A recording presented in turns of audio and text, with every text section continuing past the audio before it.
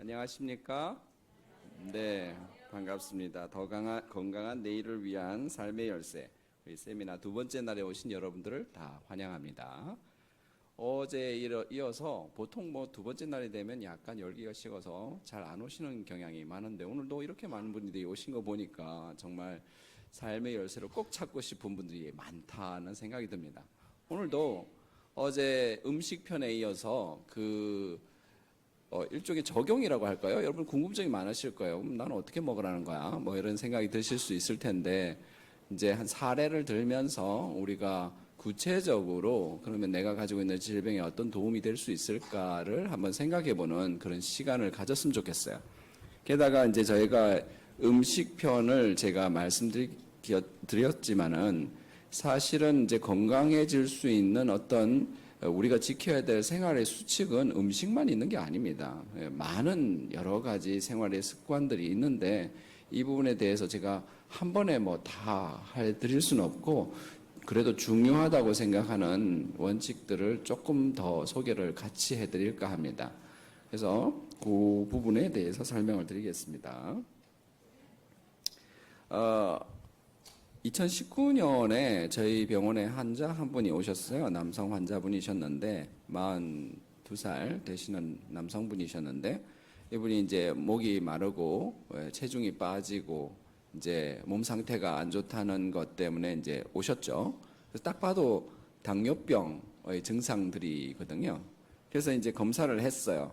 그랬더니 여기 지금 잘 보이실는지 모르겠는데 HbA1c라고 부르는 이 검사 수치가 9.8. 원래 정상인은 6도 안 넘는 그런 상황이거든요. 6.5 정도가 원래 당뇨병 환자의 이제 목표예요. 사실은 7을 넘어가면 당뇨병이라고 그러는데 이게 9.8 굉장히 높은 거죠. 사실 200, 300 훨씬 당이 높다는 뜻이죠. 그리고 혹시 여기 당뇨병 환자가 있으신지 모르겠지만 이 공복 시에 당을 재면은 이게 127 이런 식으로 되면 안 돼요. 예.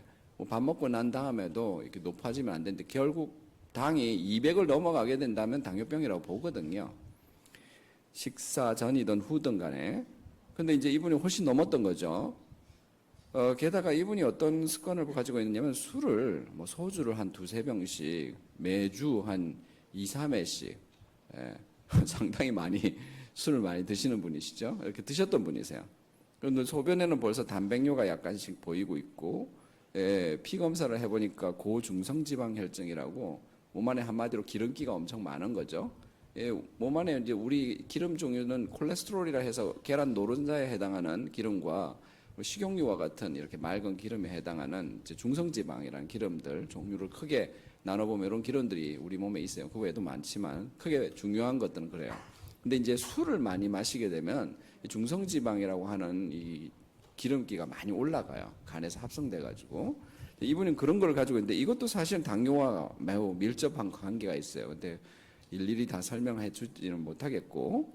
이분은 이제 치료를 시작했어요. 약을 먹기 시작했죠. 근데 약만 먹은 게 아니고 이분한테는 어떤 얘기를 했겠습니까? 자, 당신이 당뇨를 낫고 싶다면, 혹은 당신이 당뇨병에서 조금이라도 좀 그 병이 좀 좋아지기를 원한다면 이와 같은 수칙들을 지키세요 해가지고 가르쳐 드린 것이 있어요. 여기 식사요법, 운동요법, 다른 기타 생활요법 등등 다양한 걸 얘기 드렸죠. 그런 다음에 이제 2년이 지난 거예요.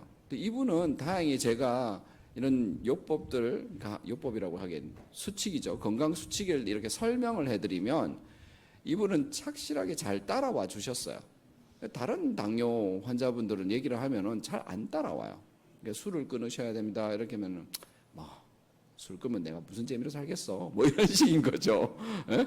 다들 식사를 갖다가 이제 고기 같은 것들은 피하시고, 저 어제도 설명드렸잖아요. 육고기 같은 걸 많이 먹게 되면 당뇨병이 유발될 뿐만 아니라 당뇨병이 악화될 수 있다고 그랬잖아요. 그렇죠? 그런 걸 피하고 그다음에 채소를 중심으로 해서 많이 드십시오. 이렇게 얘기하면은 나 채소 원래 많이 먹는데? 라고 얘기하거나 아니면 그렇게 먹어가지고 무슨 다 재미가 없대. 예. 왜 고기만 안 먹고 술을 안 먹고 왜 재미가 없는지 참 이해가 안 될 정도로 술 마시고 어르신 그 10대 때 술 마시고 고기 먹어서 재미있었나요? 이렇게 물어보면은 그건 아닌데. 어느새 나의 삶이 술과 고기로 이제 한마디로 점철되어 있는 거죠. 생각해보면 그렇지 않은데 삶이 그렇게 변해간 거예요. 그거를 이렇게 변화시켜서 생각을 고친다는 게 쉽지는 않습니다. 우리가 대화를 많이 해야 돼요. 병원 사정상 우리가 의료 의사가 환자와 오랫동안 대화할 수 있는 시간이 많지 않기 때문에 최대한 얘기를 해드리는데 따라주는 사람이 참 적은 게 너무 안타까워요. 근데 이분은 잘해주셨어요. 그리고 2년 뒤에 변화가 일어났는데 체중이 적정 체중 174 키에 66kg 정도로 유지를 잘 해주셨고 당화혈색소가 5.5 거의 정상인에 가깝죠. 중성지방도 정상화되었습니다. 그리고 그분은 이제 뭐 술 아예 안 드시진 않았던가 봐요. 주 반병도 안 되게 처음에는 출골이었잖아요, 그죠? 이분이 이 정도까지 줄인 거는 뭐 그것도 엄청난 큰 결심을 하신 거죠. 거의 잘 안 드신대요. 그리고 운동을 열심히 하셨어요. 특히 유산소 운동과 근력 운동을 열심히 하셔가지고 건강한 체형을 유지하셨죠. 게다가 식사는 이제 나중에 거의 마지막으로 저를 볼 때쯤에는 식사를 거의 샐러드 중심의 채식 식단을 많이 하셨다는 거예요. 그리고 이제 약물 치료를 이렇게 해 나가면서 너무 좋아져가지고 처음에는 이제 약을 많이 시작했다가 조금씩 줄여서 나중에 이제 다이백스라고 하는 이제 메트포르민이라는 약이 있습니다. 250ml까지 줄여가지고 거의 뭐 초기 당뇨일 때나 먹는 약으로 수준을 줄였다가 너무 당이 잘 조절돼서 끊었어요. 끊고 좀 지켜봅시다 해가지고 끊고 그래도 몇 개월 지켜봤는데 계속 유지가 되는 거예요. 정상으로. 그래서 당신은 병에서 이제 나았으니까 그냥 식단 요구와 이 생활 습관으로 조정이 되니까 요 상태로 계속 이 생활 습관을 유지하십시오. 그러면 다시 재발하거나 하지 않을 겁니다. 이제 얘기를 한 거죠. 그래서 이분이 완치 판정 맞고 나가신 거예요. 저희 병원에서 이제 당뇨병이 나은 사람 중에 한 분이죠. 완화되고 좋아지는 사람들이 꽤 있습니다. 근데 중요한 건 뭡니까? 이거를 따라줘야죠. 어제 설명했던 거. 자, 그래서 제가 한번 체크해 볼게요. 치료에 도움을 준 중요한 변화가 뭐였다고요? 몇 가지로 요약해 보면 채식 위주의 섬유질이 풍부한 건강한 식단, 채식 위주의 섬유질이 풍부한 쏙 빼고 채식 위주의 이래가지고 이제 설탕 먹고 밀가루 먹고 쌀 먹고 흰쌀 먹고 이렇게 하면 안 낫습니다. 섬유질이 풍부한 다양한 채소로 함께하는 그런 건강한 식단. 그다음 절제. 오늘은 중요한 절제 원칙을 한번 살펴볼 건데요. 금주, 금연 이와 같은 원칙이 굉장히 중요합니다. 항암을 위해서도 중요하고 당뇨가 낫도록 하는 데에서도 중요하죠. 제 환자 중에 한 분은 고혈압 환자이셨는데 고혈압 환자는 당뇨가 될 확률이 아마 꽤 높아요. 몇십 % 되거든요. 근데 이런 분들이 조심을 해야 되는데 그렇지 않고 이분 계속 술고래. 아침에도 술, 저녁에도 술, 계속 매일같이 술. 그렇게 나가다는 큰일 납니다. 아무리 경고를 해도 말을 안 듣다가 어느 날 갑자기 당뇨가 확 와버렸어요. 이제 고혈압도 치료해야 되는데 당뇨병까지 치료해야 되는 상황이 생겨버린 거죠. 술이 그만큼 위험합니다. 그 다음에 적정 체중 유지. 이게 되게 중요합니다. 그 채소를 많이 먹고 하신다는 분들도 체중 유지가 잘 안 돼서 사실은 이제 섬유질 풍부한 건강 식단이 아니라 마음대로 먹었기 때문이죠. 그래서 적정 체중이 유지가 안 되게 되면 암이 걸릴 수 있는 확률도 확 올라가요. 비만한 사람들은. 그리고 당뇨병이나 고혈압 같은 성인병이 생길 수 있는 확률이 많이 올라가게 되죠. 그래서 적정 체중 유지는 굉장히 중요한 요건 중에 하나야. 그 다음에 적절한 운동 오늘도 잠깐 언급을 해드리겠습니다만 운동이 아주 중요합니다. 물론 식단이 제일 중요하고 당뇨병에 있어서는 그다음에 운동도 굉장히 중요한 요소죠. 어떻게 운동을 하면은 내가 건강을 잘 유지하고 심지어 내가 가지고 있는 질병이 나을까? 조금 이따가 설명드리고요. 그래서 그 방금 말씀드린 것처럼 술을 일단은 드시는 분이시라면 술 끊는 것이 가장 중요해요. 왜냐하면 어제도 설명드린 것처럼 술은 암의 발생의 위험 인자이기도 하고 부정맥을 일으키기도 하고 고혈압과 당뇨병의 발생과 악화에도 영향을 미친다고 그랬죠. 게다가 술을 많이 마시게 되면 어떤 분들은 오시는 어르신들이 이게 술을 좀 끊으시죠. 그러니까 나 술 끊으면 난 살 수가 없어. 왜요? 그러니까 술을 끊으면 잠이 안 와. 뭐 이런 식이에요. 예, 밤마다 술을 마시는 이유가 잠을 자기 위해서 술을 드신다는 거죠. 근데 사실은 술을 드시면 좋은 잠을 잘 수가 없습니다.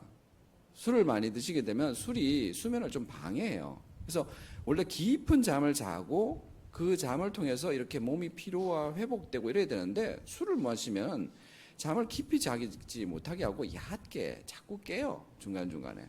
이렇게 좋은 잠을 자지 못하게 해서 오히려 더 큰 손해를 보게 돼요. 그래서 오히려 제가 아니 그렇게 잠이 안 오면 차라리 그냥 수면제를 드시더라도 그냥 다른 방법을 쓰세요. 술을 드시면은 오히려 몸도 망가지고 잠도 깊이 못 자서 더 안 좋습니다. 이렇게 설명을 드려도 잘 안 하려고 하죠. 답정노처럼 이미 답이 정해진 것 같아요. 어차피 모든 것은 술 이렇게 얘기하시는 분들이 꽤 많이 있어요. 그래서 너무 안타까운 상황입니다. 그래서 술에 대한 것들은 여러분들이 만약에 주변에 누군가를 보신다면 아 술은 안 됩니다. 예. 어떤 면이 있어도 당뇨에도 악화될 수 있어요. 라고 얘기를 해주시는 게 좋습니다. 자, 술에 비롯해 이제 식사에 대한 걸 어제 설명드렸는데 이런 얘기를 제가 환자들한테 얘기를 하면 환자분들이 이제 기쁘게 받아들이시는 분들이 있고 에이 어떻게 할까 이렇게 하시는 분들도 계셔요. 근데 한 분은 이제 오셔가지고 이제 당뇨병 환자였죠. 그래서 이런 설명을 해드렸더니 그냥 무릎을 탁 치는 거야. 아 그래서 내 주변에 있는 이웃이 나았구나. 뭔 소린가 이렇게 했더니 이웃 주민이 이제 특별한 요법을 하셨대요. 우리가 이제 무슨 병을 낫고자 하면은 이 요법, 저 요법, 요법이라고 불리는 게 되게 많잖아요. 그러니까 그분은 무슨 요법을 하셨냐? 오줌 요법을 하셨대요. 매일 아침 자신의 몸에서 나오는 맑은 오줌 한 컵을 드셨다는 거예요. 그런 요법도 있대. 아니 그게 어쩌다가 그 요법을 하셨대요? 그렇게 얘기했더니 아니 그분이 그렇게 이제 그렇게 하면 낫는다, 그러니까 당뇨가 낫는다 이래가지고 아침마다 그렇게 오줌을 한 컵씩 드셨다는 거예요. 기가 막히죠. 근데 그분이 나았대. 그것 때문에. 그래가지고 오줌 요법 전도사가 된 거야. 당신도 드시오. 그러면 나을 것입니다. 이렇게 된 거예요. 근데 내 얘기를 듣다 보니까 그 사람이 왜 그 오줌 요법으로 나았는지 이유를 알겠다는 거예요. 어째요? 그랬더니 그분이 오줌을 이렇게 매일 아침 드시니까 어떤 일이 일어나냐면 고기를 많이 먹고 아침에 일어나서 오줌을 드시면 찌른내가 너무 많이 나는 거예요. 당연하겠죠. 고기에는 아까 말했듯이 동물성 단백질이 많다고 그랬잖아요. 자, 어제도 설명드린 것처럼 그 외에 다른 인산이라든지 각종 독소들이 많다고 했습니다. 몸에서 간에서 해독돼서 신장으로 나갈 때 나가는 노폐물이 너무 안 좋은 것들이 많죠. 그러니까 아침에 일어나면 어떻게 됐습니까? 그 요소라든지 그런 게 되게 많으니까 아침에 일어나서 맞는 오줌 맛이 별로인 거죠. 한마디로 고기를 많이 드시고 난 다음에 별로인 거야. 그러니까 어떻게 되겠어요? 오줌 맛이 좀 좋게 하려고 하기가 어떻게 되겠어요? 채소를 먹어야 되는 거죠. 각종 채식으로 바꾼 거예요, 이분이. 그래서 채소를 잔뜩 먹으니까 채소에는 이제 말씀드린 것처럼 그 과한 단백질이 많지 않거든요. 그러니까 아침에 먹는 그 오줌이 이제 말하자면은 순한 거죠. 별로 찌른내가 안 나고. 그러니까 아침마다 이제 순한 오줌을 드시고죠. 아주 의도치 않게 좋은 채식을 하셨어요. 그래서 이분이 그 이후로 어떻게 됐겠습니까? 어제 설명드렸잖아요. 오늘도 지금도 설명드리고. 섬유질 풍부한 건강한 채식을 하면 어떻게 된다고요? 당뇨가 좋아진다고요. 낫는다고. 그래서 이분이 당뇨가 나은 거예요. 근데 이분은 생각에는 뭐가 있어요? 나는 오줌을 마셔서 당뇨가 나았다. 이제 이렇게 된 거예요. 여러분, 그냥 요법 따라가지 마십시오. 이 요법, 저 요법 찾지 말고, 쓸데없는 오줌 요법 하지 말고, 아침마다 소금을 막 타가지고 마시려고 하지 말고, 어제 오늘 들은 대로 건강한 채식, 그걸 해보세요. 그리고 내 몸에 안 좋은 해로운 육식은 피하시고, 따라가시면 몸이 좋아집니다.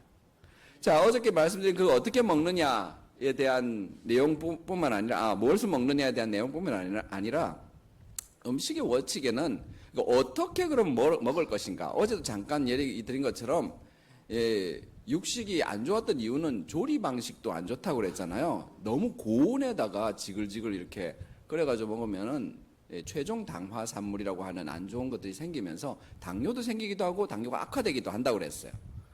그러니까 이런 것들을 피해야 돼요. 근데 그러면 식물성이라고 그러면 좋은가? 예, 식물성이라 해도 너무 기름에다가 막 튀겨가지고 먹고 이러면 별로 좋지가 않아요. 그러니까 조리법도 되게 중요합니다. 그뿐만 아니라 여기서 오늘은 규칙적인 생활 습관이 중요하다라는 것을 강조드리고 싶습니다. 2017년도에 노벨 생리학상을 받은 이분들은 우리 몸 안에는 시계가 있다라는 것을 발견했어요. 초파리를 대상으로 실험을 해가지고 아침 저녁 이렇게 보니까 이게 단백질이 아침에는 이렇게 만들어졌다 저녁이 되면 붕괴되고 이렇게 하면서 일종의 주기를 형성한다는 것을 알게 됐어요. 그래서 이 초파리가 보니까 그 주기와 리듬을 알더라. 예. 언제가 먹을 땐지 언제가 잘 땐지 이런 어떤 시계가 우리 몸 안에 있더라. 그러니까 초파리뿐만 아니라 사람한테도 이런 생체 시계가 있다라는 것을 알게 됐어요. 뭐 생체 시계 있다는 거 경험적으로 알잖아요. 그렇죠? 아침에 일어났더니 배가 꼬르륵 내가 밥 먹을 시간인가 보다. 당연히 시계가 있다는 걸 잘 알잖아요. 우리 몸에는 이렇게 시계가 있습니다. 한마디로 자고는 일어나면 저기 알람이 굳이 안 일어도 심지어는 이 커튼이 쳐져가지고 깜깜한 상태인 것처럼 보여도 눈이 탁 떨어지죠. 그리고 일어나게 됩니다. 이게 좋은 시계를 가지고 있고 자동적으로 한다면 이렇게 우리 몸은 자동으로 시간에 맞춰서 잘 반응하게 돼 있어요. 그래서 낮이 되면은 이제 딱 깨게 되고, 그렇죠? 기분도 좋아지고 힘도 나고, 그리고 이제 저녁이 되면은 나른해지고 잠이 오려고 하고 혈압도 쫙 낮아지고 이런 시계가 자동 기전이 있는 거죠. 근데 이와 같은 생체 시계에 대해서 만약 그 생체 시계를 우리가 잘못 다루게 되면 어떤 현상이 일어나냐? 질병이 생깁니다. 잠깐 여기에 네 가지 호르몬은 좀 소개시켜 줄 텐데, 인슐린, 어제 제가 설명드렸습니다. 당뇨병에 중요한 호르몬이죠. 이거는 뭐 우리 몸 안에서 당이 있으면 당을 지방세포나 이런 데다 집어넣어주는 훌륭한 역할을 한다고 했어요. 근데 글루카곤이라고 하는 호르몬도 있어요. 이 호르몬은 우리가 밥을 안 먹고 굶었을 때, 굶으면 어떻게 돼요? 밥도 안 먹었으니까 혈당이 떨어질 거 아니에요. 저혈당이 빠지겠죠? 그대로 놔두면 저혈당이 빠져서 어쩌면 죽을지도 몰라요. 근데 글루카곤이라고 하는 호르몬이 나와서 그 저혈당 상황에서 건져주는 거죠. 우리가 간이나 이런 데 가서 혹은 뭐 이게 거기에서 이제 당을 합성을 해가지고 우리 몸에서 이렇게 쓸 수 있도록 이렇게 만들어주는 그런 호르몬인 거예요. 그다음에 렙틴이라고 그렐린 이런 호르몬들이 있는데 이 각각 이제 지방세포나 이런 데서 분비되어 가지고 우리 몸이 이제 밥을 먹게 되면은 배부르구나 하는 걸 느낄 수 있도록, 혹은 밥을 안 먹었을 때는 배가 고프다 뭐 좀 먹어야 되겠다 이런 생각이 들 수 있도록 해주는 호르몬들이에요. 근데 이 호르몬들이 이 각각 이제 인슐린 같은 것은 췌장 같은 데서 나오고 이렇게 되겠죠. 근데 이제 이 호르몬들이 이제 밥을 먹기 시작하면 딱 맛을 보는 순간 우리 몸 안에서 이제 인슐린이 딱 준비를 해놨다. 뭐가 음식이 들어온다. 이래가 쫙 분비가 돼요. 그리고 나서 이제 진짜 밥을 먹고 좀 몇 시간 지나면은 인슐린이 초기에 분비됐던 인슐린 말고 나중에 더 많은 인슐린들이 쫙 분비돼서 혈당을 딱 따라잡을 수 있도록 돼 있죠. 근데 요즘은 하도 뭐 올리고당이니 이런 인공당을 많이 써가지고 이게 막 교란이 일어나가지고 딱 당이 들어온다. 그래가지고 맛이 다니까 인슐린이 쫙 분비했다가 이거 내가 먹는 당이 아닌데? 이제 우리 몸이 이렇게 반응을 해버리는 거예요. 그럼 막 몸이 헷갈려. 오히려 안 좋은 거죠. 그래서 당이라고 해도 우리가 밥으로 먹는 그런 당, 뭐 설탕도 들어갈 수 있겠지만 인공 감미료를 함부로 섞어가지고 많이 먹는 것도 사실은 좋지가 않아요. 그리고 금식을 하게 되면 인슐린은 이제 감소하는 대신에 글루카곤이라고 하는 아까 방금 말했던 그런 호르몬이 나타나서 근육에 있는 포도당을 글라이코젠이라고 부르는 이제 물질을 분해해가지고 포도당을 다시 생산해서 우리가 쓸 수 있도록 저혈당이 안 빠지도록 만든다고 했습니다. 이런 것뿐만 아니라 아까 말했던 것처럼 렙틴이라고 하는 물질은 이제 지방세포에서 딱 나와가지고 배가 부르다. 이게 많이 나오면 배가 불러서 이제 많이 안 먹어도 되겠다. 이런 생각을 하게 만들어요. 반면 그렐린이라는 호르몬은 아이고 밥 먹어야 되겠네. 이런 걸 생각을 하게 된다고 했습니다. 자, 근데 이제 밥을 먹을 때 말입니다. 우리 이게 신경의 회로에 따라 가지고 이게 위장에 있는 이 신경이 우리 밥을 먹게 되면 이렇게 위장이 이렇게 부풀어 오를 거 아니에요, 그렇죠? 뭔가 많이 들어갔으니까. 그럼 이제 많이 먹었으니까 배가 불러요라는 신호를 뇌에 보내요. 그렇게 되면 이제 뇌에서 아, 배가 부르니까 더 그만 먹어야 되겠는데? 라고 생각해서 이제 밥을 숟가락으로 놓게 되죠. 근데 문제는 뭐냐면은 이런 생체 시계를 잘 맞춰 놓으면 좋겠는데 만약에 식사를 나중에 과식 분야에서 좀 하겠지만 너무 급하게 먹는다. 그 밥상을 이렇게 차려놓고 이제 뭐 하나 더 갖다 줘. 여보, 이제 밥을 이랬는데 벌써 다 먹었어. 뭐 이런 경우 있잖아요. 어? 아니, 국은 안 먹고 이랬는데 벌써 다 먹고 없어요. 보니까. 오, 싹 다 비웠네? 어느새. 이런 분들 계셔요. 아니, 밥 먹는데 5분도 안 걸려. 뭐가 그렇게 급한지. 이런 분들 계시거든요. 자, 우리가 밥을 먹고 난 다음에 아, 배가 부르구나라는 걸 느끼는데 한 얼마 정도 걸릴 것 같아요? 한 20분 정도 걸려요. 그러니까 식사를 천천히 이게 밥을 먹으면서도 밥만 먹는 게 아니고 음미도 하고 옆에 있는 사람도 대화도 나누고 그렇죠? 이렇게 나눠야 되는데 식사를 나누면서 대화도 없어. 밥 쫙 먹어버리고 그냥 휙 하고 나가버리고 이게 원래 이게 조물주께서 만드셨을 때 이게 뭘 먹으면서 이게 즐거움을 느끼도록 기쁨을 느끼고 사람들과 나이가 먹으니 맛있네 너도 한번 먹어봐 이렇게 될 수 있어야 되는데 나만 먹고 그냥 뿅 이렇게 그런 삶을 사니까 어떻게 되겠어요? 아 이게 시계가 망가지는 거예요. 결국은 이제 포만감을 느끼는 이런 중추들이 그걸 제대로 감지하지 못하니까 밥을 어느 정도 먹다가 아 배가 부르다라는 느낌을 넣고 숟가락을 놔야 되는데 너무 지나치게 먹어버려서 과식도 하게 되고 이렇게 되면 어떻게 되겠습니까? 예, 이런 시계들이나 우리 몸 안에 있는 이 기전들이 다 망가지는 거죠. 그렇기 때문에 결국은 비만도 생기게 되고 그런 데서 벗어날 수 없게 되는 거예요. 자, 시간 관계상 좀 더 넘어가겠습니다. 아까 방금 말했던 과식 부분에 넘어갈게요. 지금 초록색이라고 하는 게 그렐린이라는 호르몬이 식사 전에는 쭉 많이 나온다 돼 있습니다. 배고프다라는 느낌을 느끼게 해줘요. 예. 그리고 식사를 하게 되면 천천히 떨어지게 되죠. 이게 그렐린이라는 호르몬은 심지어 이렇게 뭘 음식을 이렇게 먹는 걸 먹방 같은 거 있잖아요. 아, 저거 참 먹고 싶은데 이런 생각만 나도 이렇게 슬슬슬슬 올라가기 시작해요. 그러니까 너무 옆에서 먹는 걸 자극하는 광고 이런 것들 많이 보고 이래 되면은 자꾸 뭐가 돋겠습니까? 식욕이 돋겠죠. 자꾸 먹고 싶어져. 자꾸 과하게 먹게 되는 거예요. 그래서 만약 내가 너무 과하게 뭔가를 먹고 내가 소화시키고 내가 지금 내 몸에 필요한 양보다 너무 과하게 먹는 것 같다 이런 생각이 든다면 너무 지나치게 이런 걸 자극하지 않는 것이 좋아요. 예, 그리고 이제 뭐 감미료라든지 이런 것들도 과하게 먹게 만들고 방금 말했던 것처럼 생체 시기에 적당하게 먹지 않고 너무 급하게 먹고 이렇게 하는 것들도 결국은 망가뜨린다고 그랬어요. 또 시도 때도 없이 먹고 이렇게 되면 또 망가져요. 하루에 3끼 먹어야 되고 혹은 2끼 먹으면 적당한 거를 먹고 좀 있다가 2시간도 안 됐는데 또 좀 먹고 이렇게 돼버리면 이게 망가지는 거죠. 생체 시계가 망가지고 우리 몸 안에 있는 췌장이나 이런 데서 인슐린도 자 한번 내가 잔뜩 일을 해가지고 이 당을 잘 떨어뜨렸는데 조금 있다 보니까 이제 좀 실만하다 생각했는데 또 나와요 당이. 그래서 또 일을 해야 돼. 이게 무리하게 인슐린이 자꾸 반복해서 이렇게 일을 해야 되는 상황이 생기게 되는 거죠. 그렇게 되면 어떻게 되겠습니까? 리듬이 다 깨지는 거예요. 그렇게 되면 그런 분들은 당연히 자꾸 인슐린 나오니까 과하게 들어가는 당을 자꾸 지방세포에 넣어서 배도 나오고 그렇죠? 비만하게 될 뿐만 아니라 나중에 결국은 당뇨병으로 이제 발전하게 됩니다. 심지어 맛있는 음료수라고 생각하는 걸 매일같이 이렇게 마시니까 사이다 같은 거 예를 든다면 매일 마시니까 당뇨병 발생률이 확 올라가 버린 거예요. 그런 식으로 달달한 것들을 자꾸 먹는 거. 주전부리죠. 한마디로 말하자면은 당뇨가 있으신 분들은 그런 게 많더라고요. 보니까 환자분들과 대화를 해보면 많이 먹습니다. 그래서 이와 같은 것들이 결국은 우리 몸의 생체 시계를 망가뜨리고 병을 나게 하더라.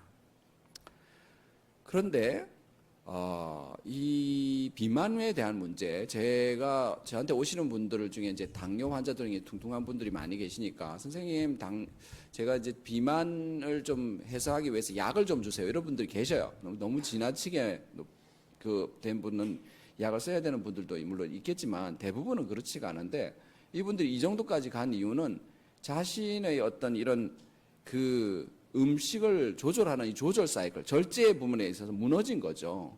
이게 이런 것들은 일종의 중독과 같아요. 왜? 아까 술을 마시는 분들이 술을 못 끊는다고 했지 않습니까? 그렇죠? 그것도 중독이에요. 술도 중독이 된 거죠. 이게 식사를 달달한 음식, 뭐 주전부리 혹은 뭐 식사를 뭐 한 끼가 아니라 막 세 끼, 네 끼, 야식 뭐 이러면서 자꾸 먹는 분들도 계시거든요. 맛있다고. 그러니까 이런 분들도 일종의 설탕 중독 혹은 탄수화물 중독이에요. 왜 그렇게 될까? 우리 몸에는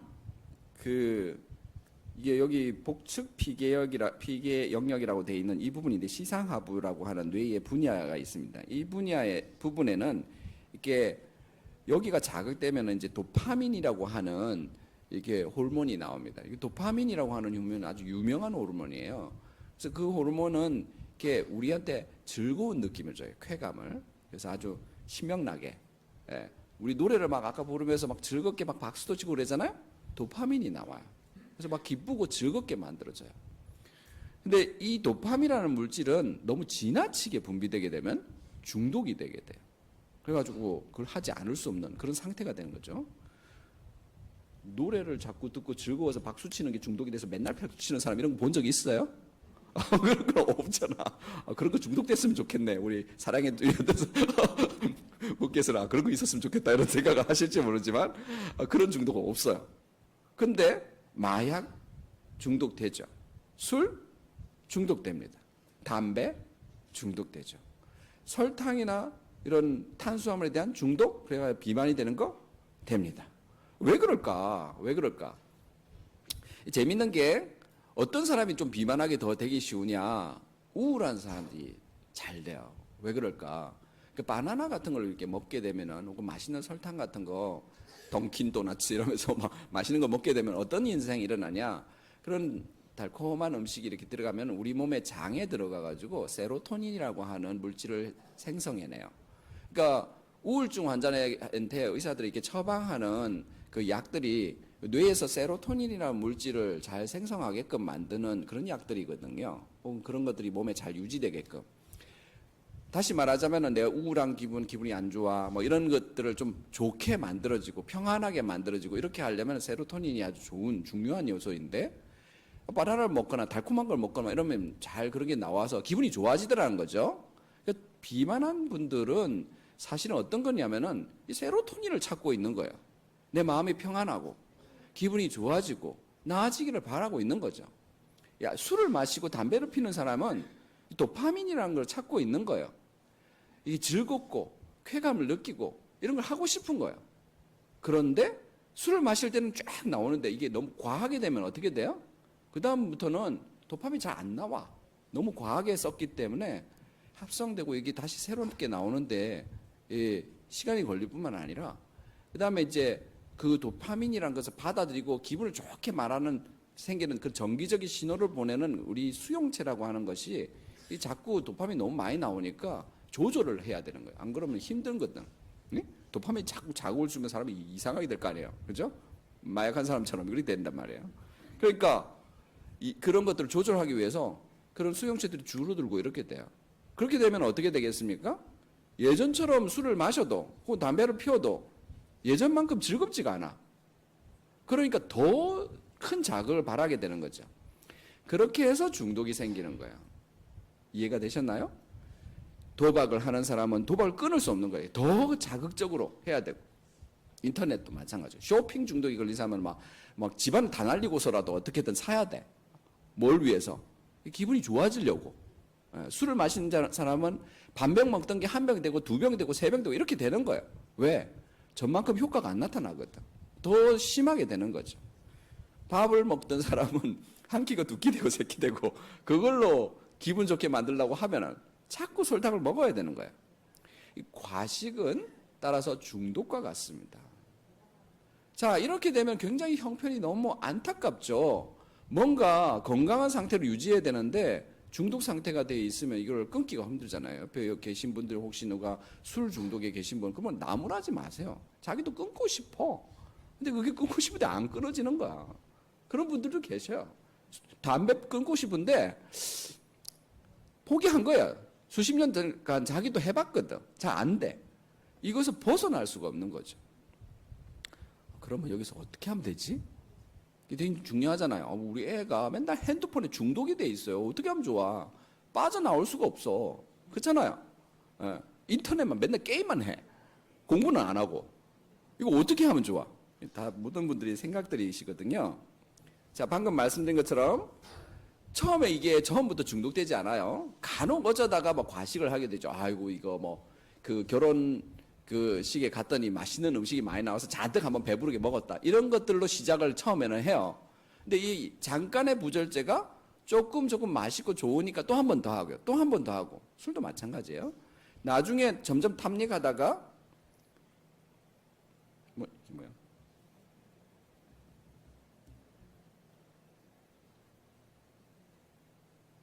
죄송합니다. 뭐가 컴퓨터 에러가 있는 것 같아요. 음식에 중독되고 이렇게 되어가는 거예요. 그러면은 어떻게 거기서 벗어날 수 있느냐? 우리 손주가 게임이 중독이라서 어떻게 벗어날 수 있는지 좀 찾았으면 좋겠어. 과식을 비롯해서 이와 같은 거는 아까 방금 말했던 것은 즐거움을 자꾸 찾는 행위라고 그랬잖아요. 다른 걸로 도파민을 충족시키게끔 만들어주는 것이 필요해요. 도대체 도파민이라는 호르몬은 왜 생겨가지고 그냥 이런 생각이 들 수 있잖아요. 도대체 창조주께서 계셨다면 왜 도파민을 만들어서 사람을 중독시키게 만든 거야? 이런 생각을 할 수 있어요. 근데 사실은 이 도파민은 중독을 시키려고 만들어진 호르몬이 아니에요. 도파민은 원래 사람이 의욕을 만들기 위해서 만들어진 호르몬이에요. 우리 여러분들이 아침에 일어나가지고 뭔가 이렇게 일하러 나가려고 한다면, 있죠?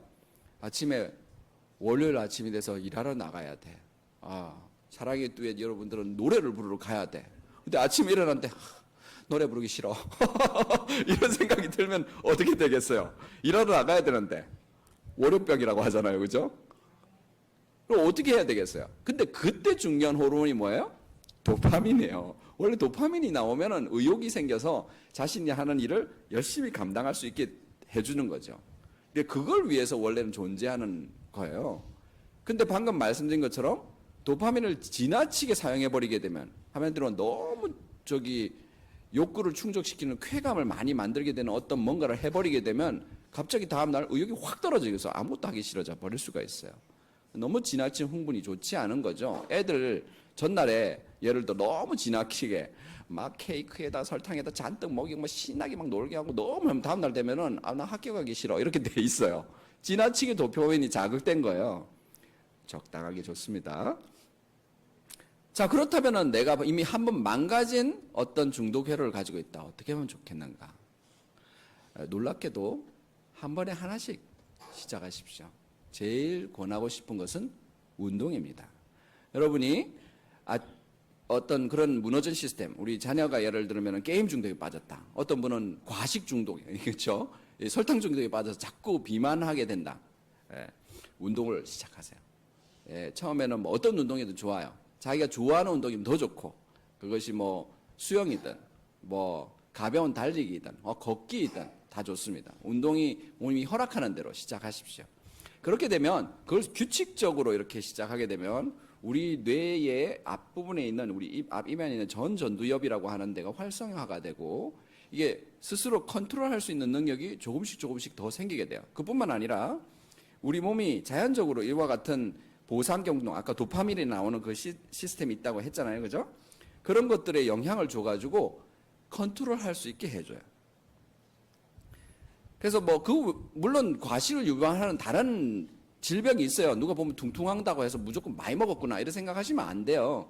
이 몸에 어떤 질병이 있는 분들도 있거든요. 이게 몸 안에 시스템이나 호르몬이 잘못된 쿠싱병 이런 것들이 있으면 갑자기 이렇게 뭘 많이 먹게 되고 또 이렇게 몸이 이렇게 불어나는 것처럼 보일 수 있어요. 그래서 무조건 운동만 해야지 이렇게 할 게 아니라 몸이 이상이 있는지를 병원에 가서 체크해 주는 게 좋습니다.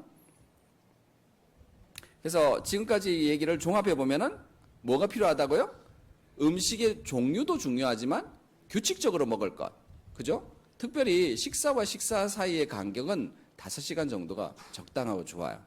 그래서 그렇게 먹어볼 것. 그리고 간식 같은 걸 함부로 하지 않고. 왜? 그런 걸 하게 되면 어떻게 된다고요?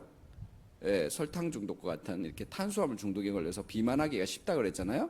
그 당뇨에 생기기 쉽다고 그랬습니다. 그래서 그런 것들을 생각할 때는 간식 같은 걸 피하고 야식 같은 거 하지 않도록 그렇게 하고 자신의 에너지 양에 맞춰서 식사의 양을 정하다. 그렇게 얘기할 수 있겠습니다. 자, 그렇다면 이게 먹는 음식의 조리법이나 어떤 규칙성 이것만 중요한가? 아닙니다. 아까 방금 이 중독을 피하기 위해서도 운동이 중요하다고 그랬는데 운동은 두루두루 좋은 효과를 가지고 있어요. 우리가 어저께 그 암이라든지 이런 것들 영향을 미치는 요소로 담배 그리고 부적절한 식사, 술 이런 것도 영향을 미친다고 했고 당뇨나 심장병에도 영향을 미친다고 그랬는데 그 못지않게 영향을 미치는 것이 신체 활동의 부족, 즉 운동 부족입니다. 운동을 너무 부족하게 하게 되면은 방금 말했던 것처럼 암이라든지 당뇨병이라든지 뭐 심혈관계 질환이든지 이런 것들이 생길 수 있는 확률이 높아져요. 그리고 이와 같은 운동을 하기 시작하게 되면은 다행스럽게도 다른 요소들은 바꿀 수 없더라도 내가 나이 들어가는 걸 바꿀 수는 없잖아요, 그렇죠? 하지만 운동은 내가 함으로써 이런 위험들을 줄여줄 수 있는 아주 좋은 방법이죠. 코로나 우리 여러분 잘 아시다시피 코로나로 이제 많은 분들이 돌아가셨는데 2020년 1월에서 5월 사이 코로나 검사를 받던 성인 7만 명을 대상으로 나눠 가지고 한번 연구를 했어요. 그중에 가이드라인에 따라서 근력 운동이라든지 유산소 운동을 충분히 하는 10,000명하고 충분히 하지 않는 6만 명하고 이게 대조해 가지고 연구를 한 거예요.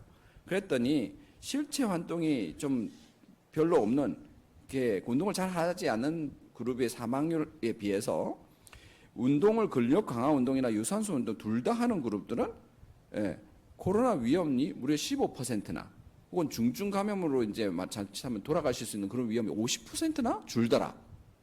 무슨 말인지 알겠죠?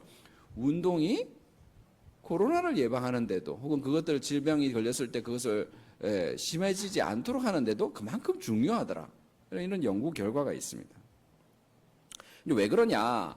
이제 운동을 이렇게 하게 되면요, 우리 근육 안에 그 extracellular superoxide dismutase라고 하는 효소가 있는데 이 효소가 우리 몸 안에 있는 활성산소를 이렇게 분해해가지고 너무 심한 염증이 안 생기게 만들어요.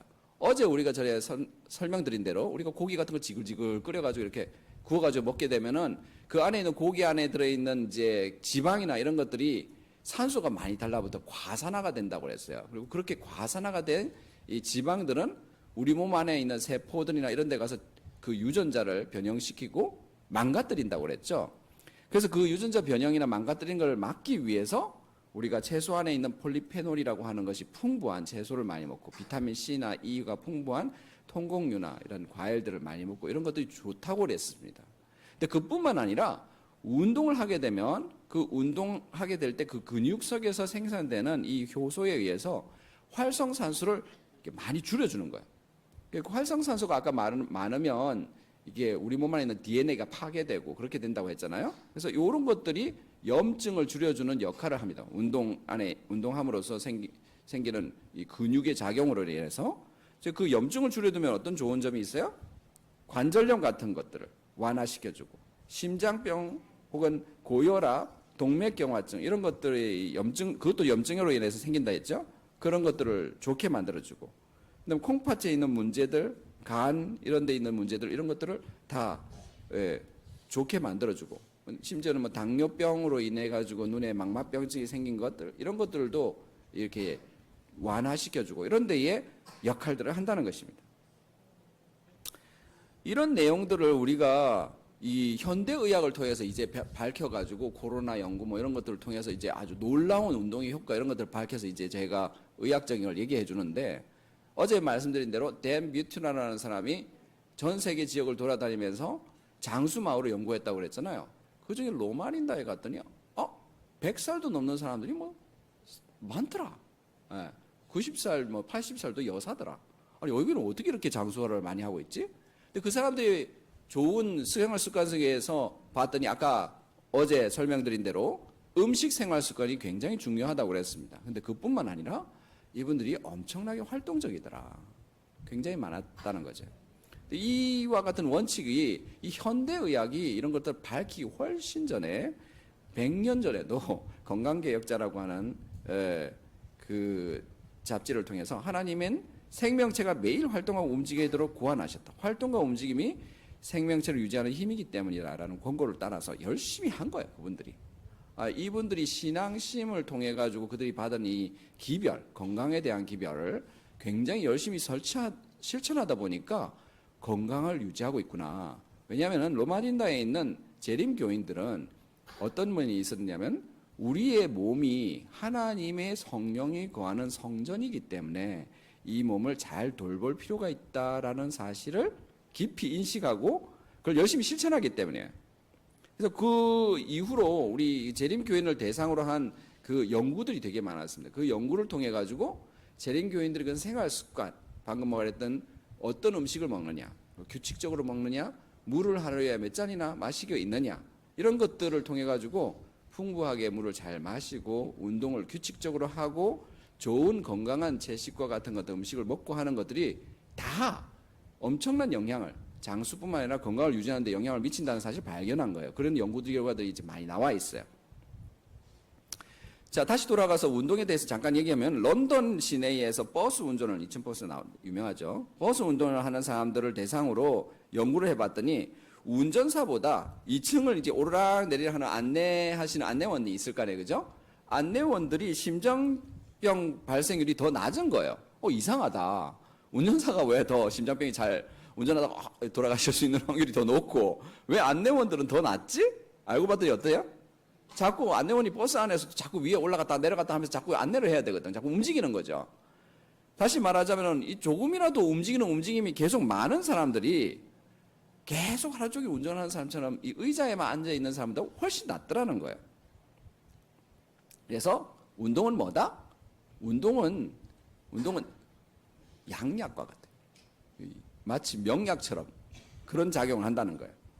자, 운동을 통해서 얻을 수 있는 걸 잠깐 볼게요. 옛날에는 2010년도만 해도 운동을 열심히 하면은 암이라든지 심근경색이라든지 뇌졸중이라든지 고혈압이라든지 뭐 당뇨 이런 것들을 완화시키고 좋아진다는 그런 얘기들이 있었어요. 하지만 오늘날이 되어서 2020년도에 오르게 되면은 이게 우울증이라든지 불안이라든지 스트레스라든지 수면 이런 문제라든지 이런 정신건강적인 문제라든지 심지어 인지 기능도 개선하기 때문에 치매 환자에 있어서도 그 좋아지게 하는 역할을 한다 했습니다. 어제 제가 설명드렸죠? 만약에 치매나 이런 것들이 있으신 분 혹은 정신적으로 이제 어려운 분들 이런 분들도 채식 식단을 하게 되면 우리 몸 안에 있는 이 장내에 좋은 유익균들이 많이 살면서 그들이 내뿜는 좋은 물질들 때문에 정서가 안정이 되고 훨씬 더 인지 기능도 좋아진다는 얘기를 어제도 또 말씀드렸습니다. 근데 그뿐만 아니라 운동에 있어서도 운동을 열심히 하게 되면은 훨씬 치매의 악화나 이런 것들을 좀 더 완화시키는데 도움이 많이 돼요. 파킨슨 병 같은 있는 분들 같은 경우에도 파킨슨들은 이제 손이 돌돌돌 떨리고 이러시는 분들이기 때문에 좀 리드미컬한 운동을 하게 되면 예를 들어 자전거 운동. 자전거가 뭡니까? 바퀴를 자꾸 뱅글뱅글 돌려야 되잖아요. 그렇죠? 이런 리드미컬한 운동을 하게 되면 그 떨림이라는 게 많이 완화되고 좋아집니다. 그래서 운동은 굉장히 중요한 역할들을 해요. 그뿐만 아니라 아까 좀 전에 그 핸드폰이라든지 인터넷 중독 이런 것들 때문에 맨날 게임만 하고 이러면서 아유 우리 아이들 이거 어쩌면 좋아 이렇게 걱정하시는 부모님들도 있다고 그랬잖아요. 뭘 하라고요? 운동을. 그런 아이들을 대상으로 실제로 운동을 매일같이 이렇게 뭐 예를 들어 농구든 뭐 즐거운 운동도 있잖아요. 규칙적으로 시켰어요. 그렇게 했더니 어떻게 된다? 그들의 품성도 이 절제력 있는 품성으로 그리고 자기들이 그 중독되어 있던 이런 것들에서도 더 벗어나기가 좀 쉽도록 그렇게 변화되더라는 거죠. 그래서 삶의 질이 향상되더라는 겁니다. 정리해보면요. 실제 활동의 건강상 유익으로는 어떤 것이 있습니까? 운동하면은 사망률이 감소하고 또 암이라든지 심혈관계 질환이라든지 고혈압, 당뇨, 비만 이런 문제들이 다 거기에 도움을 줄 수가 있습니다. 그뿐만 아니라 운동을 많이 하면 당연히 뼈가 튼튼해지겠죠? 이 골다공증이 있으신 분들이 많아요. 특히 여성분들 같은 경우는 65세 이상 나이가 많아지면 남성분들보다 훨씬 더 골다공증이 생길 확률이 높습니다. 근데 이분들은 결국은 어떻습니까? 운동이 필수죠. 특히나 몸이 너무 야위고 빼빼 마르신 분들은 더 골다공증이 생길 가능성이 많아요. 왜냐하면 이제 체중이 작잖아요. 그 뼈는 단단해져야 되는 곳인데 너무 호리호리 너무 체중이 가벼우면은 단단하지가 않거든요. 뼈도. 그래서 이런 분들일수록 더더욱 어떻게 했습니까? 운동을 더 열심히 하자는 거죠. 그뿐만 아니라 운동은 우울이라든지 불안이라든지 스트레스를 완화시키는 데도 굉장히 중요한 역할들을 합니다. 그래서 운동이 필요하다. 내가 만약에 이와 같은 질환을 가지고 있다면 운동하자. 이렇게 말씀드릴 수 있겠습니다. 자, 그러면 어떤 운동을 하면 좋고 얼마나 했으면 좋겠느냐? 자, 운동은요, 안 하는 것보다 조금이라도 하면은 이거는 이제 그 사망률이 이렇게 운동이 시작하기만 해도 뚝 떨어지기 시작합니다. 이게 운동을 아무것도 안 하는 것보다는 100번 나아요. 근데 어느 정도 해야 되느냐? 이제 여기 권고안에 따르면 중강도 운동은 주당 150에서 300분, 고강도 운동은 75분에서 150분, 요 정도를 하는 것이 추천이 되고 있어요. 뭐 매일같이 해야 되느냐? 아니 꼭 매일같이는 안 해도 될 수도 있어요. 주말에 몰아서 해도 돼요. 총량이 한 주 동안에 요 정도 운동을 하면 좋다는 거죠. 보통은 운동을 매일 주 5일 해가지고 한 30분씩 이런 식으로 추천을 해드립니다. 유산소 운동이나 이런 것들을. 근데 이제 중강도 운동이 뭐예요? 이렇게 물으실 수 있잖아요. 중강도 운동, 우리가 운동을 예를 들어 걷기나 뛰기나 이런 걸 했을 때 옆에 사람들하고 이제 대화는 나눌 수 있는 정도이지만 노래까지 부르기에는 조금 버거운 이런 운동이라면 좀 빠르게 걷기 이런 것들이죠. 땀이 약간 나고 그런 운동이라면 한 150분에서 한 주 동안에 300분 정도. 그 매일 한 30분 정도면은 150분 정도 되죠. 그 정도만 하면은 아주 좋은 운동이 될 수 있어요. 아니, 나는 시간이 없어가지고 운동을 할 수가 없는데 어떻게 하면 좋아요? 그런 경우에는 제가 환자분들한테 뭐 하루 30분 운동도 하기 힘드시면 아침, 점심, 저녁으로 10분씩 나눠서 해도 돼요. 아침에 일어나가지고 뭐 버스 정류장에 10분 열심히 힘차게 걸어갔다 와. 점심 밥 먹고, 저도 점심 먹고 나면은 걷거든요. 그래서 이제 걷는다든지 10분이라도 좋으니까 좀 해보세요. 이렇게 택시 운전을 하시는 분도 기사분들도 이제 점심 식사를 하니까 점심 식사 한 다음에 잠깐이라도 걸으세요. 아무것도 하지 않고 있기보다는 100번 낫습니다. 이랬습니다. 저희도 이렇게 보면은 이제 의사 생활을 이렇게 하다 보면은 의자에 앉아서 오랫동안 사무직처럼 이렇게 앉아 있어야 되는 경우들이 많거든요. 그러다 보니까 허리들이 다 안 좋아요. 주변에 의사 선생님들도 다들 안 좋으시다고 그러시더라고요. 어떤 분은 뭐 허리가 너무 안 좋아가지고 나중에 디스크가 터져가지고 응급수술하러 가셔서 문 닫고 뭐 이런 분들도 계셨었어요. 그러니까 한마디로 말하자면 가만히 앉아 있는 것들은 근육을 약화시키기 때문에 그래서 저도 아이고 이래서는 안 되겠다. 부랴부랴 점심 때 막 걷기 시작한 거예요. 도움이 많이 됐습니다. 여러분 코어 근육을 발달시키는 데 중요하기 때문에 자 그래서 이 정도의 운동을 하는 것을 권한다. 만약 걸음수로는 어느 정도 그러니까 여러분들이 이게 보면은 심장 질환이라든지 암이라든지 이런 것들을 좀 발생이 안 되도록 만들려고 한다면은 한 8,000보. 지금 보면은 이렇게 조금만 걷기 시작해도 위험률이 툭툭 떨어지잖아요. 근데 이제 거의 비슷한데 8,000보나 10,000보, 12,000보 거의 비슷합니다. 결국은 위험률을 낮춘 지점으로 본다면. 그래서 약 8,000보 정도 이상을 걷기 시작하면은 이런 질병의 위험률이 확실히 많이 줄어들더라. 이렇게 얘기 드릴 수 있겠습니다. 만보계 가지고 다니면서 나 만보 걸어서 2만보 걸어서 이런 분들 계시는데 뭐 2만보까지는 안 걸으셔도 돼요. 8,000보 정도만 걸어도 충분히 효과를 달성하실 수 있겠습니다. 운동하면 누구한테 더 좋으냐? 남자분들, 여성분들도 훨씬 더 큰 효과를 봅니다. 노인분들, 이게 젊은 사람들보다 연세가 많으신 분들이 걷기 운동을 하면은 이게 훨씬 더 좋은 문제 해결에 있어서 더 큰 효과를 보신다는 거죠. 그러니까 어르신들이 보면 아유 내가 이 나이에 무슨 걷기를 해 뭐 이러신 분들 계셔요. 심지어 이제 누워서 와병을 하고 계신 분들도 계시고 막 벌들벌들 떨면서 막 이렇게 걸으시는 분들도 계시거든요. 그런 분들한테도 저는 이제 걸으라고 그래요. 화장실 가기도 힘들어 뭐 이런 분들 계시거든요. 그러면 어떻게 했냐면은 화장실 가기가 힘드시면 일단 일어나서 벽에 기대가지고 서 계세요. 이런 얘기를 해요. 30분이라도 이렇게 서 계실 수 있다면 그 다음부터는 걷기 재활을 하실 수 있습니다. 그래서 일단 서서 근육을 이렇게 튼튼하게 만들어야 되거든요. 그래서 그거라도 좀 해보세요. 이렇게 해서 계속 운동을 권합니다. 요지는 뭐다? 아무것도 안 하고 움직이지 않으면 점점 더 힘이 약해져요. 특히 60세 이상의 연세가 있으신 분들은 운동을 사흘만 안 해도 근육이 팍팍 빠집니다.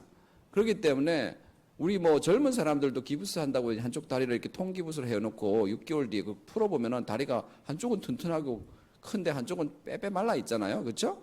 근육은 움직이지 않으면 금방 빠져버리거든요. 그렇기 때문에 연세 드신 분이라도 조금씩 움직이시라는 거예요.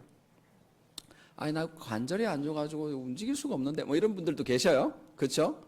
이제 관절이 안 좋은 분들한테는 수영이라든지 이렇게 물속에서 부력을 응용해가지고 움직이는 아쿠아라든지 이런 것들을 권해요. 그래서 그런 것들을 해서 할 수 있다면 훨씬 좋을 것이다.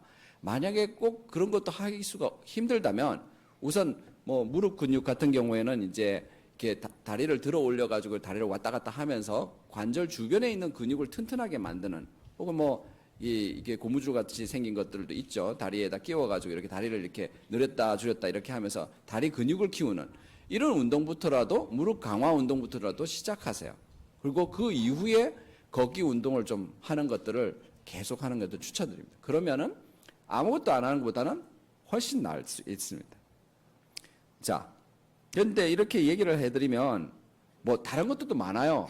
말씀드릴 게 많지만은 시간이 없으니까 나는 치매가 이렇게 올라고 하는 그게 걱정인데 매운 음식을 드시지 마십시오. 캡사이신 같은 매운 음식을 많이 드시게 되면 뇌에도 안 좋은 영향이 있다고 되어 있습니다. 잠을 충분히 주무십시오. 우리가 잠을 자게 되면 수면 효과에 따라서 우리 몸 안에 잠을 잘 때마다 이 치매나 이런 것들이 오게 될 때 생기는 노폐물들이 뇌에 끼는데 이 최근의 연구 결과에 따르면은 잠을 자게 되면 이 몸 안에 있는 그 뇌 척수액이 이렇게 파동을 일으키면서 그것들을 싹싹 씻어내린다는 걸 발견했어요. 그래서 쓰레기 같은 것들이 한마디로 많이 쌓이게 되면 이제 씻어내는 거죠. 근데 잠을 제대로 못 자고 혹은 늦게 자버리고 혹은 많이 안 자고 이렇게 되면 어떻게 되겠습니까? 깨끗하게 씻어낼 수가 없잖아요. 그렇죠? 노폐물이 쌓이게 되는 거예요. 그러면 그런 것들이 생길 수 있는 위험률이 올라가죠. 그래서 수면이 방해되지 않도록 깊은 숙면을 위해서 노력하세요. 하지만 이런 얘기들을 하면은 난 다 필요 없어. 내가 삶 자체가 뭐 힘들고 이런데 그런 거 저런 거 생각할 틈도 없어. 이런 생각을 얘기하시는 분들이 있어요. 우리 이번에 그거잖아요. 이 건강한 삶, 내일을 위한 삶의 열쇠. 행복하고 건강한 삶이잖아요. 그렇죠? 어떻게 하면 좋을까? 간단한 영상을 하나 보여드릴게요. 실제로 연구에 따르면 봉사활동을 하는 사람들은 혈압이 낮아지고 엔도르핀이 증가하는 등의 신체적 변화와 함께 정신적 포만감을 경험하게 되는데요. 이것을 헬퍼스 하이라고 부릅니다. 우리가 남을 위해 이타적인 행동을 하면 대뇌 속 보상중추가 활성화되는데 이는 사랑에 빠지거나 맛있는 음식을 먹을 때 활성화되는 부위와 같습니다. 이 보상중추가 활성화되면 도파민, 세로토닌, 엔도르핀 등 이른바 행복 호르몬들이 분비되고 이 호르몬들이 신경세포 말단에 있는 시냅스를 통해 흡수되면서 우리는 기분 좋은 만족감과 즐거움을 느끼게 되는 것이죠. Reward circuits, these dopamine circuits in the brain that signal pleasure and reward, also activate. So our nervous system is wired to enjoy opportunities and events where we contribute to the welfare of another. There's a lot of research on the benefits of volunteering. People live longer when they've spent time volunteering. People have a greater sense of meaning and purpose. They suffer less disease. Absolutely. 네, 이 재미있는 연구 결과가 있었어요. 우리 이 자원봉사 하시는 분들을 대상으로 이렇게 연구하고 이렇게 하다 보면은 아니 그냥 연세가 있으신 분도 자원봉사로 이렇게 와가지고 뭔가를 봉사를 활동하는데 나도 관절염이 있고 어디가 아프고 쑤시고 뭐 이런다는데 근데 다른 사람들을 위해서 봉사를 하고 나니까 기분이 좋대. 기분 좋을 뿐만 아니라 관절이 안 아프대. 기력이 막 난다는 거야. 즐겁다는 거야. 왜 이렇게 됐을까? 이거 뭔 조화야? 이런 생각 들잖아요. 근데 뭔 조화가 아니라 이 과학이에요.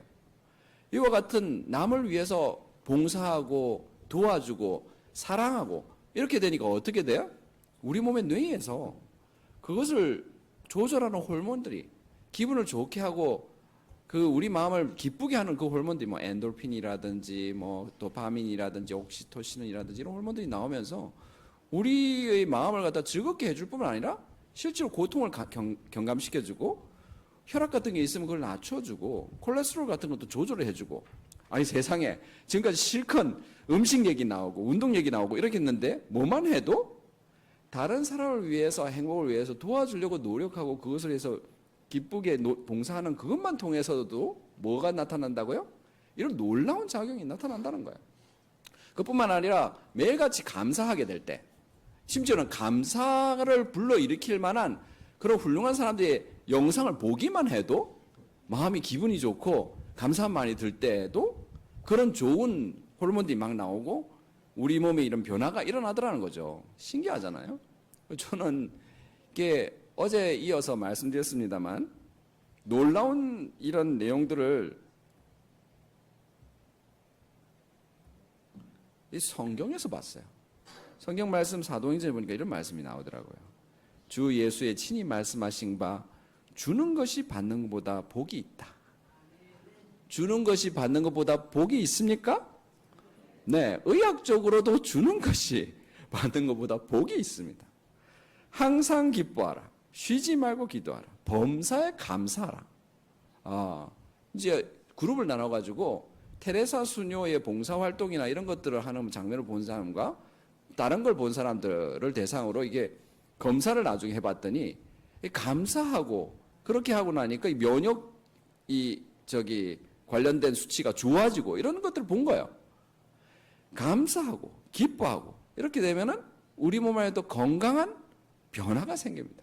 근데 이런 변화들이 놀랍게도 성경에 써 있더라는 거죠. 저는 그래서 이 지금까지 말씀드렸던 이 모든 내용들 있잖아요. 이거 현대 의학이에요. 사실은 이 논문들을 통해서 배우는 내용들이거든요. 책을 쓰고 이렇게 하는데 참고하려고 했던 뭐 봤던 많은 서적들이나 이런 내용들이 성경과 관련된 내용들이 많은 거죠. 그래서 여기 영상을 하나 보여드릴게요. 너무 신기하지 않습니까? 그런 것들이. 요거는 국화지손이라고 하는 풀이에요. 근데 이 풀은 이제 마르게 완벽한 되면 형태의 씨앗이 씨앗이 이렇게 떨어집니다. 떨어지게 되는데요. 저렇게 생겼어요. 나사처럼 생겼죠. 이거 한번 보세요.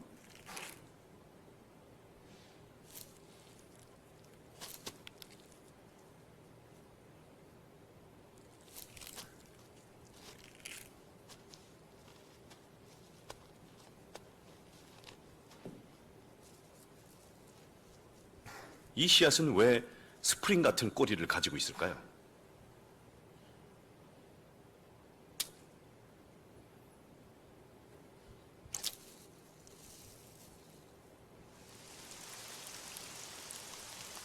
우리는 씨앗을 심을 때 심고 나서 꼭 물을 줍니다.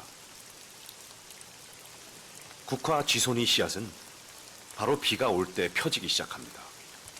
파고들기 쉽고 발아하기 좋은 때라는 것을 아는 거죠. 보셨어요?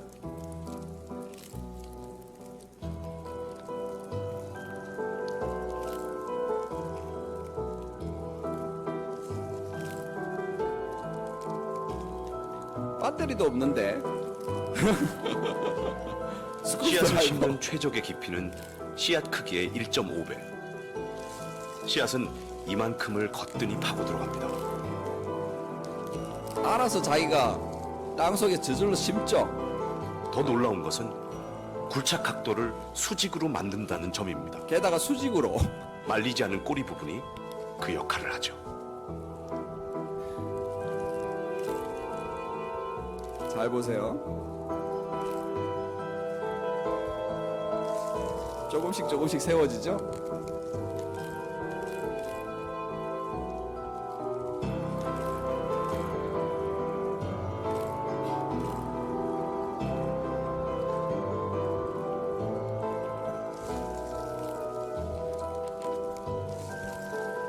자, 위에 식물에 불과한 요 스크류드라이버 같이 생긴 요게 배터리도 없고 지가 머리가 있어가 두뇌가 달린 것도 아닌데 알아서 삭삭삭 박혀가지고 땅속에 자기 자신을 탁 심어서 누가 모종삽을 떠가지고 심는 것도 아닌데 씨가 저절로 탁 박혀가 심는 거 너무 놀랍지 않습니까? 아니 저는 굉장히 놀랐어요. 왜냐하면은 이 같은 모습을 보고 저는 진화를 버려버렸어요. 진화론이 뭡니까? 모든 세상의 것들이 저절로 생겨났다. 그리고 적자생존 원칙에 따라서 훌륭하고 좋은 것들만 살아남았다. 근데 방금 제가 보여드린 영상들과 내용을 보면은 이게 나는 아무리 해도 믿기지가 않아요. 왜? 즉 적자생존이라 했잖아요. 남 도와주는데 무슨 저기 나한테 무슨 이득이 있다고? 오히려 나만 힘들어 죽겠는데. 그런데 우리의 몸은 남을 도와주고 감사하면 오히려 더 건강하고 행복해지도록 그렇게 되어 있는 거예요. 이건 남이 누가 설계해서 그렇게 해주지 않고서 어떤 이렇게 일이 생겼나? 스스로 자기가 살아남고 적자생존을 하면은 남 치워버리고 내 혼자 살아남으려고 노력을 해야지. 그래야 더 좋아지는 시스템이 되어야지. 그렇게 저절로 생겨났다면? 근데 그게 아닌 거예요. 다른 사람을 도와줄 때 오히려 나는 건강하고 행복해지더라. 지금 이 씨앗을 한번 보세요. 씨앗에 머리가 달렸어요? 이 세상에는 습기가 있고 밤에는 습해지고 낮에는 바짝 마르니까 내가 이렇게 베베 꼬아가지고 여기 내려가면은 틀림없이 스크루 드라이버처럼 빡빡 박혀가지고 달릴 거야. 지가 그렇게 알고 저렇게 만들어놔요 스스로? 누가 아무도 가르쳐 줄 수가 없어요. 그런데 이렇게 되었다? 이게 누가 디자인해가지고 일부러 이렇게 만들어 놓지 않은 이상은 있을 수 없다는 거죠. 그래서 저는 진화론을 버렸습니다. 현대의학도 그것을 가르쳐주고 있습니다. 우리의 몸도 그것을 알려주고 있습니다. 이 세상에는 우리의 몸의 이와 같은 원칙을 따라가지고 먹고 마시고 다른 사람들과 함께 할 때 행복하고 건강하고 오래 살 수 있도록 디자인하신 분이 계시다. 그분의 말씀을 따라서 그렇게 행동하고 살아간다면 건강해질 것이다.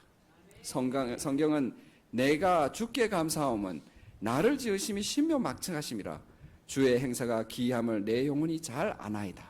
이렇게 되어 있습니다. 여러분들도 어제 오늘 이어서 들으신 여러 가지 건강의 법칙에 대한 내용들, 이것들은 우리 몸에 정말 필수적이고 건강을 유지하는 데 매우 도움이 됩니다. 함께 기쁜 마음으로 실천하고 또한 여러 가지로 사람들과 함께해서 교회 같은 데 나와가지고 다른 사람들과 함께하며 감사하는 생활을 살아간다 보면 로마린다 있는 사람들처럼 백수할 뿐만 아니라 건강하게 계속 사실 수 있어요. 여러분들이 가지고 있는 질병이 있다면 이와 같은 원칙을 실천함으로 건강을 누리십시오. 그래야 행복하고 정말 오래오래 사는 여러분이 되기를 바라면서 말씀 마치겠습니다.